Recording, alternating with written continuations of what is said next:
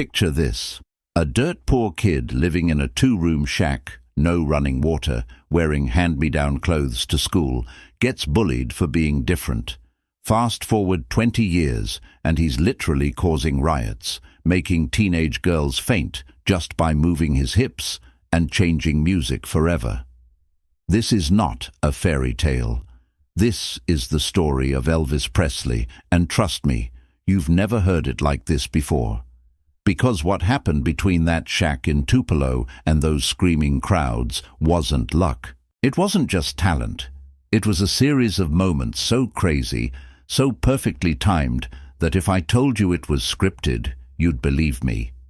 From a $4 recording session that almost didn't happen to the producer who nearly gave up on him, we're diving deep into how the king of rock and roll was actually born. And by the end of this video, you'll understand why Elvis wasn't just a musician. He was a revolution wrapped in a pink suit. Let's go. Elvis Aaron Presley was born on January 8, 1935 in Tupelo, Mississippi. And right from the start, life hit him hard. His twin brother, Jesse Garon, was stillborn, and Elvis came into this world alone, carrying a weight he'd feel his entire life. His parents, Vernon and Gladys, were as poor gets. We're talking about a two-room shotgun shack his dad built with borrowed money, no electricity, no plumbing, nothing. Vernon worked odd jobs, picked cotton, drove trucks, whatever he could find to keep food on the table. Gladys was fiercely protective of Elvis, almost obsessively so, and after losing one son, she poured everything into the one she had left. This bond between Elvis and his mama would shape everything about who he became. Money was always tight, and I mean always. When Elvis was 3 years old, his father got caught forging a check for $4. $4. That's all it took to land Vernon in Parchman Prison for 8 months. While his dad was locked up, Elvis and Gladys moved in with relatives, and the shame, the poverty, the instability, it all seeped into young Elvis's bones. He grew up knowing what it felt like to have nothing, to be looked down on, to be the kid from the wrong side of the tracks. But here's the thing about growing up with nothing. It either breaks you, or it builds a hunger inside you that nothing can satisfy. For Elvis, it built a fire. School wasn't easy for Elvis either. He was shy, quiet, a mama's boy in a town where that made you a target. Kids made fun of his clothes, which were usually worn out or too big because they were hand-me-downs. He didn't fit in with the rough country boys, and he definitely didn't fit in with the popular kids. But Elvis had something they didn't: music.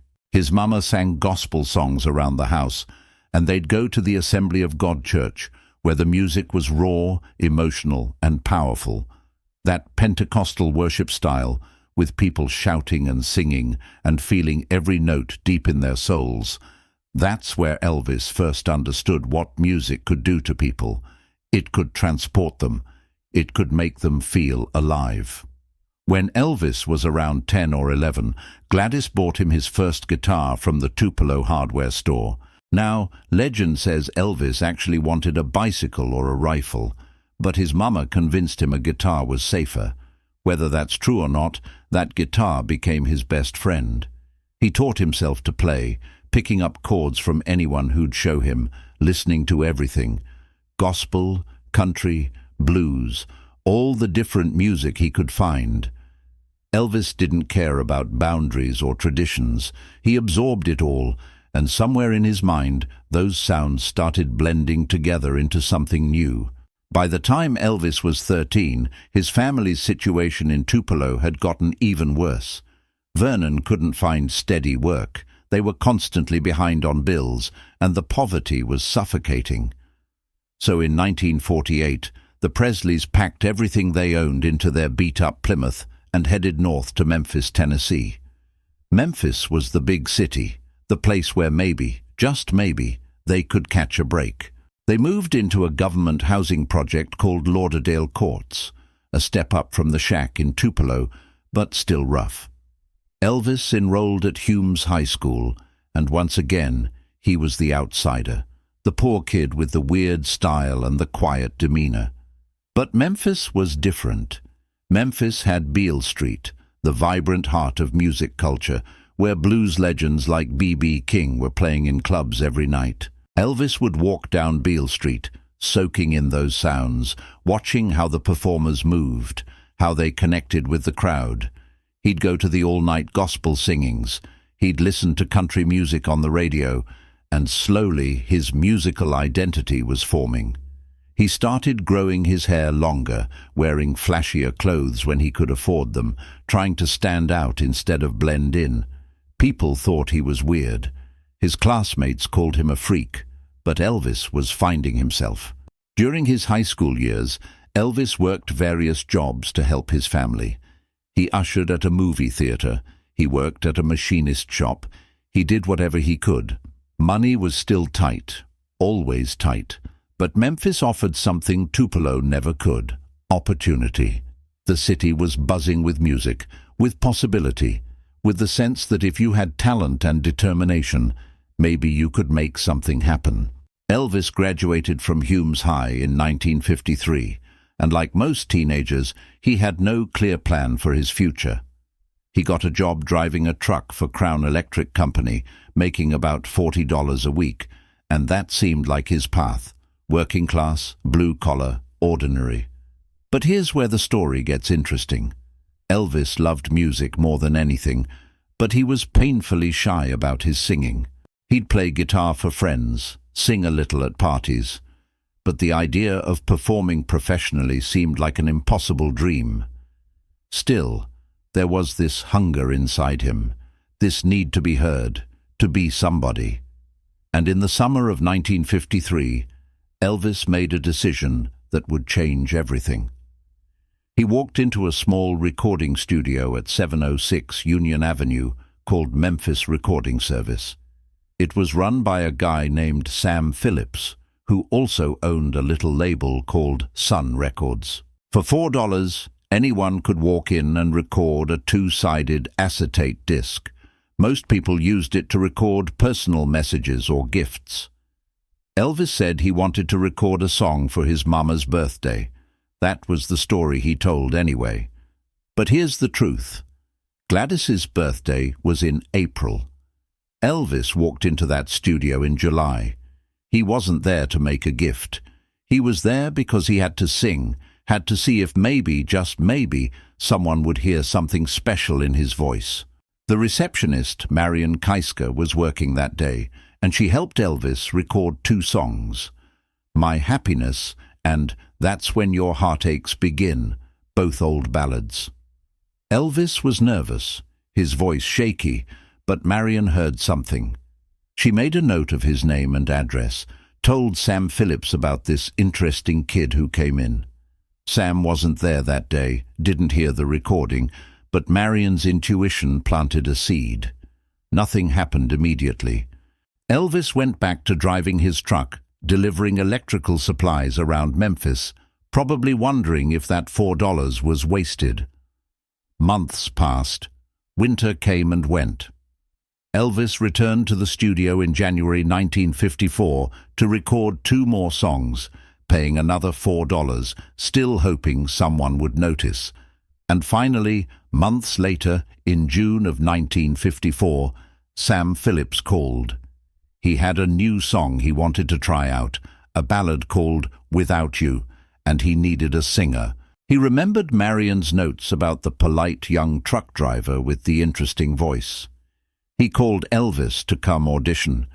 That phone call was the moment everything changed.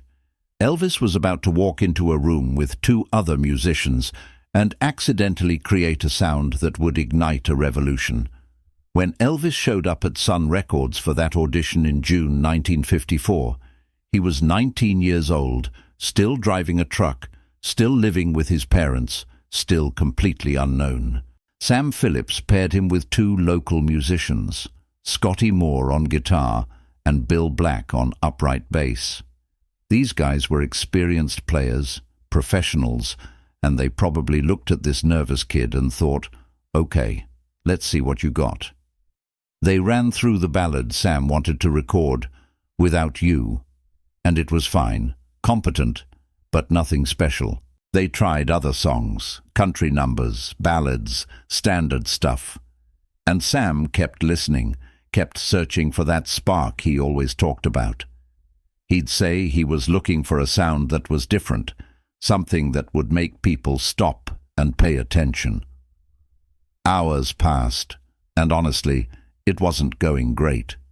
Elvis was talented, sure, but he wasn't blowing anyone away. They were about to call it quits, take a break, maybe try again another day. But then something crazy happened. During a break, Elvis picked up his guitar and started goofing around, singing an old blues song called "That's All Right" by Arthur Crudup. He was just messing around, moving and shaking and singing in this loose, uninhibited way he'd never done during the actual session. It wasn't polished. It wasn't what anyone expected. It was raw and energetic and completely different from anything they'd tried all day. Scotty and Bill looked at each other, then jumped in, following Elvis's lead. Sam Phillips was in the control booth, and when he heard that sound coming through the speakers, he hit the talkback button and said, "What are you doing?" They said they didn't know, just fooling around. Sam said, "Well, back up, find a place to start, and do it again." And that's what they did. They recorded "That's All Right," and in that moment something new was born. It wasn't country, it wasn't blues, it wasn't gospel. It was all of those things mixed together, played with an energy and attitude that didn't exist on records before. Elvis's voice had this hiccup, this natural rhythm that made the song jump. Scotty's guitar had a clean, driving sound. Bill was slapping that bass like his life depended on it. Together they created what would later be called rockabilly, the foundation of rock and roll. Sam knew immediately this was special. They recorded the song, then recorded another one for the B-side, a bluegrass number called "Blue Moon of Kentucky" by Bill Monroe. But they sped it up, gave it that same energetic treatment. Sam pressed a few copies and took them to Dewey Phillips, a popular local disc jockey at WHBQ, who hosted a show called Red, Hot and Blue. Dewey played "That's All Right" on the air on July 7th, 1954, and the phone lines exploded. People called in demanding to know who this singer was, where they could buy the record, when he was performing. Dewey played the song over and over that night, maybe a dozen times, and Memphis fell in love with Elvis Presley. The phone lines lit up immediately after that first broadcast. People were calling in, asking who this new singer was, where they could hear more. Dewey interviewed Elvis on air that same night, and the young truck driver was so nervous he could barely speak. But the music spoke for itself. Within days, "That's All Right" was the talk of Memphis. Record stores couldn't keep it in stock. Everyone wanted to know about this kid who sounded like nothing they'd heard before. The blend of sounds, the energy, the raw emotion. It was fresh. It was different. And it was exactly what young people were craving. Elvis's first public performance after the record came out was at a place called the Bon Air Club, a rough roadhouse where people came to drink and fight as much as listen to music. Elvis was terrified. He'd never performed in front of a real audience before, and now he was expected to be the guy from that record everyone loved. When he got on stage, his legs started shaking uncontrollably from nervousness. But the audience saw those shaking legs, saw Elvis moving in this weird, spasmodic way, and the girls in the crowd went crazy. They screamed and shouted, and Elvis realized his nervousness looked like confidence, like sexuality, like something dangerous and exciting. So he leaned into it. He started moving more, shaking more, and the crowd lost their minds. Over the next year, Elvis recorded more songs at Sun Records, each one building his reputation. "Good Rockin' Tonight," "Baby Let's Play House," "Mystery Train." These weren't just songs, they were statements. They were music with attitude, with rebellion. Elvis wasn't singing pretty ballads about love and heartbreak in the traditional sense. He was singing with a sneer, with a growl, with a raw energy that made parents nervous and teenagers obsessed. Sam Phillips knew he had something special, but he also knew Sun Records was too small to take Elvis to the next level. They were a tiny label operating out of a converted radiator shop. Elvis needed more. By 1955, Elvis was becoming a regional sensation. He was playing shows all over the South, driving from town to town in a beat-up car with Scotty and Bill, performing at high school gyms and community centers and honky-tonks. The crowds were getting bigger, wilder. Girls were literally fainting when Elvis moved. Parents were complaining that his music was corrupting their children. Church groups were calling him vulgar and immoral. And Elvis? He was loving every second of it. For the first time in his life, he wasn't the poor kid, the outsider, the one people ignored. He was the center of attention, and the hunger he'd carried since childhood was finally being fed. But there was a problem. Sun Records didn't have the money or distribution to make Elvis a national star, and bigger labels were starting to circle. Sam Phillips knew that if he wanted what was best for Elvis, he'd have to let him go. In November 1955, Sam sold Elvis's contract to RCA Records for $35,000, an astronomical sum at the time for an unknown artist. For Sam, it was a huge payday. For Elvis, it was the key to everything he'd ever dreamed about. RCA had the resources, the distribution network, the promotional power to take Elvis nationwide. The Sun Records era was over, but it had done its job. It had created the king. Those 18 months at Sun Records were the foundation of everything. That's where Elvis found his sound, his style, his stage presence. That's where he learned he could make people feel something powerful just by opening his mouth and moving his body. Sam Phillips gave him the space to experiment, to fail, to discover who he was as an artist. Without those sessions in that tiny studio, without That's All Right, without that moment when Elvis just started goofing around during a break, rock and roll might have been born differently or not at all. But it did happen right there at 706 Union Avenue in Memphis, Tennessee, and nothing would ever be the same. Once Elvis signed with RCA in 1956, everything accelerated at warp speed. His first RCA single was a song called Heartbreak Hotel, and it was completely different from his Sun Records sound. It was darker, more echo-heavy, more produced. Some people thought Sam Phillips would be the only one who could capture Elvis's magic, that RCA would ruin him. But Heartbreak Hotel proved everyone wrong. It shot to #1 on the Billboard charts, sold over 1 million copies, and introduced Elvis to the entire country. Suddenly, this kid from Memphis wasn't just a regional curiosity. He was a national phenomenon. RCA wasted no time capitalizing on Elvis's momentum. They booked him on television shows, got him on the radio constantly, and released a steady stream of singles. Elvis appeared on Stage Show with the Dorsey Brothers, then The Milton Berle Show, and with each appearance, the controversy grew. His movements, especially those hip gyrations, were considered obscene by many adults. Television producers started shooting him from the waist up, trying to hide the very thing that made teenage girls scream. But you can't bottle lightning. The more people tried to suppress Elvis, the bigger he became. Teenagers saw him as a rebel, as someone who understood them, who represented freedom and sexuality and everything their parents' generation tried to control.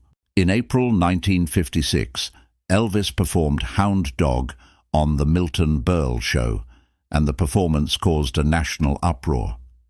He moved more provocatively than ever before, grinding and gyrating in a way that made parents genuinely frightened. Newspapers called him Elvis the Pelvis and published editorials about the moral decay of American youth. Religious leaders condemned him from pulpits. The establishment viewed Elvis as a threat to everything decent and wholesome. But teenagers, they couldn't get enough.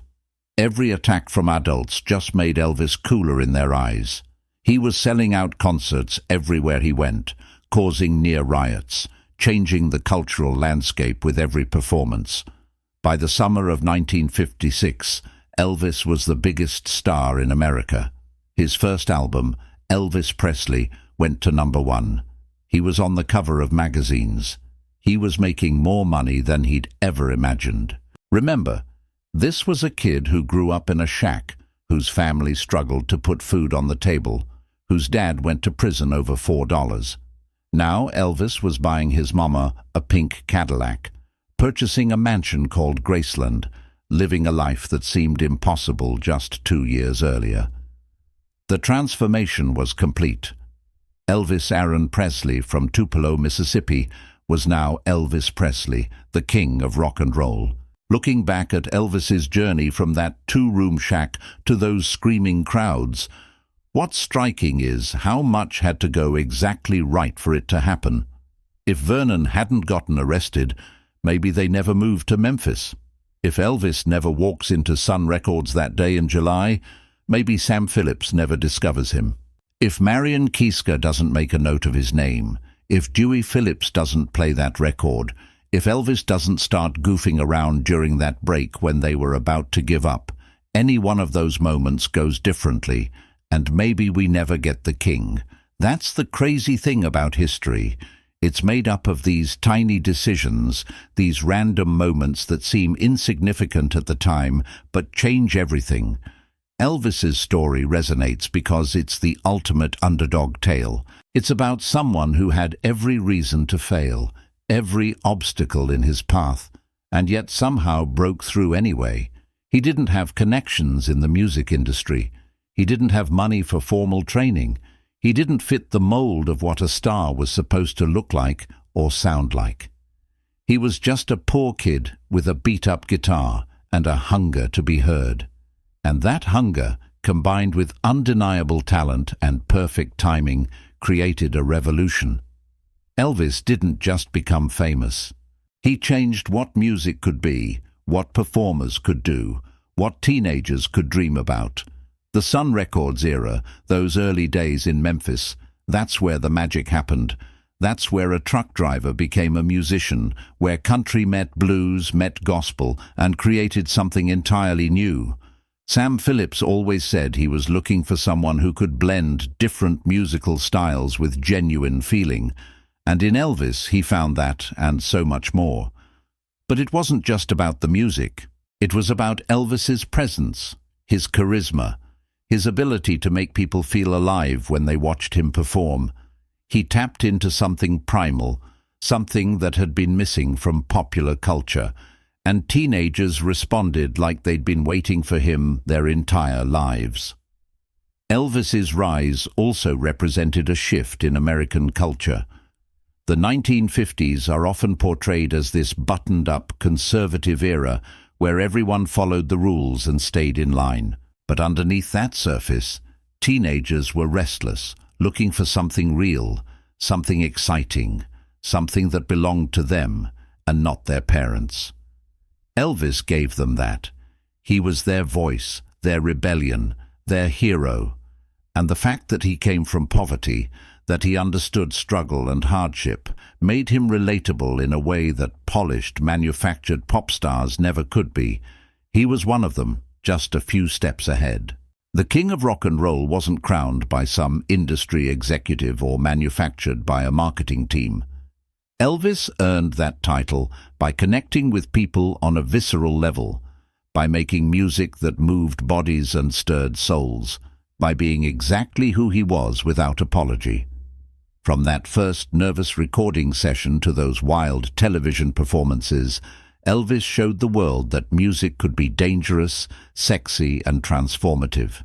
He proved that where you come from doesn't determine where you can go, that talent and determination can overcome poverty and prejudice, that sometimes one person really can change everything. So the next time you hear an Elvis song or see footage of him performing, remember the journey. Remember the two-room shack in Tupelo, the poverty, the rejection, the $4 recording session that almost never happened. Remember the moment he started goofing around during a break and accidentally created a new genre of music. Remember that the king wasn't born in a palace. He was forged in struggle, shaped by hunger, and unleashed on a world that would never be the same. That's the real story of Elvis Presley, and it's more incredible than any fairy tale Hollywood could write. This was real. This happened, and it all started with a poor boy from Tupelo who refused to stay invisible.